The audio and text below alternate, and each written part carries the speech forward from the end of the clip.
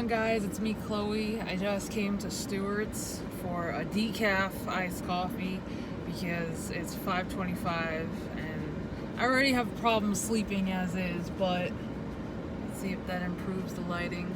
No, it doesn't. It's very dark out here and there will be a shadow on my face unless I do this. Anyway, listen, I'm gonna do the rest of the intro like this. I'm here in this town, the town that I'm in, which I will not name, because I'm delivering this really cool pet portrait that I painted.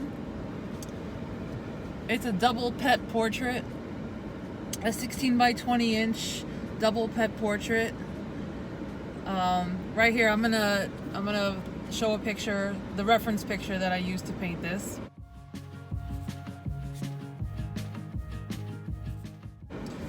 So that's the picture I used to do this painting. And it took, let's see, how long did it take? Oh, shit. Oh my god. That's sweet. That's very sweet. This painting took 6 to 8 hours. Oh my god. Wow, that's bad. 6 to 8 hours. Most of that, by the way, is drying time. Actual painting time probably was about 4 hours. Drying, you have to always, when you think about how long a painting took you have to factor every layer has to dry before you proceed to the next layer. I've spent a lot of time in my life waiting for paint to dry, a lot. So, yeah. And that actually is what comprises most, or like half, in this case, about half of the time that it took to do this painting was waiting. Anyway, I'm going to show you the time lapse right now, and I'm going to bring this over to the lady's house whose dogs these are. I'm going to throw this disgusting thing out. This looks so good, doesn't it? And yet, you would have no idea. It tastes like the gasoline they have over at the pump. Jeez Louise. Okay. Well, this whole going out and getting something to eat or drink and talking about artwork, it's more fun when the thing is good. But there's fun to this being disgusting too, right? I mean, the raw reaction I just had was pretty real. And real is the best. I can't take another sip. I was going to take another sip for your gratification, but I'm not gratified, so you're not going to be gratified. There's a girl parked right next to me that looks exactly like me. It's pretty weird. Anyway, I'm going to stop babbling. I'm going to show you the time lapse, and I'll narrate, of course, and I'll see you real soon. Okay, guys, let's do this. All right, as usual, we start off putting the most basic colors down. I ended up changing the colors because I wanted it to pop more, and I didn't want to stick so much to the photo the way I had originally planned. But always gotta lay down something. And as you'll see later, I ended up using like a bright blue and kind of a toned down red. And these background colors worked out well with those colors, the blue and the red. All right, full coverage, and then I wait for that to dry. Then I drew the doggies on first, and then I started painting them. With these kinds of like portrait paintings, you go many layers in. So this is the first layer of me doing the first dog. As you'll see, I'll come back later and add depth and everything to him. But you gotta basically lay down all the tones you see. So when you go back later and it's dry, you can keep building on that.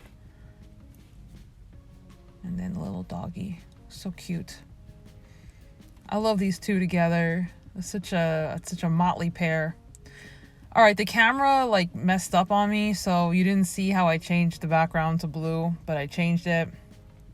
Anyway, that wasn't even the blue I ended up keeping. I think I brightened it, actually. You'll see in a second.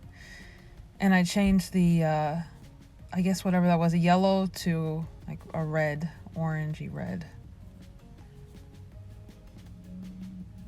Now when you, if you're a beginner, this is what you see me do right now, don't ever do. Lay your background down first and then do your foreground. Except if you really can't stand what you've done, then you gotta change it. But basically when you do that, when you go the opposite way, you do background second, you're gonna find little gaps between whatever is in the foreground and your background. I try to close those gaps as much as I could around the ears, the tails, the paws, the legs. But yeah, back first is a very important painting principle. Back first, let each layer dry before you proceed to the next layer. Otherwise, you'll end up with a big canvas full of mud, if you will. Mud paint. All right, then I went dog by dog and I added more depth. I work with a lot of watery layers the more in depth I go, especially because this dog has like kind of like stripe markings, but they're very subtle, and the subtlety I'm able to accomplish with a more watered down layer of paint. There's this little ear. It's so cute. I had to get another picture for his eyes to reference because, as you saw in that other photo, his eyes were glowing. I had no idea what his eyes look like. Okay, this doggy is thicker. His coat is thicker.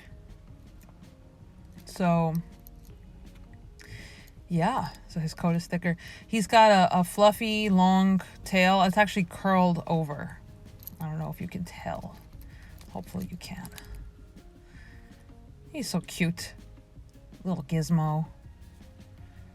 He's got those Chihuahua bug eyes. And this is it. This is them done. I didn't get every part of the process in this time lapse because it goes on and on and on. It takes a lot of phone battery, but I got the most important parts. So like, comment, subscribe, share, and I will see you guys in a new painting video very soon. Okay, bye.